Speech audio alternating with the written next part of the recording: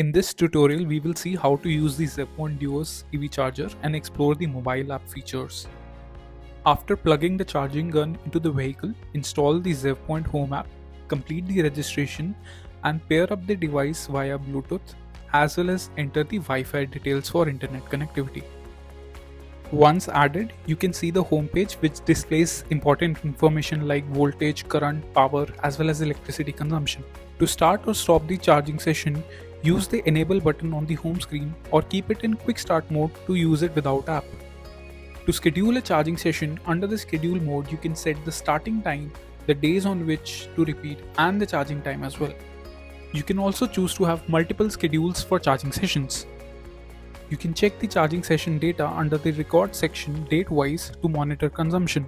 To adjust the charging speed, you can adjust the charging current anywhere between 6 amperes to 32 amperes according to load availability.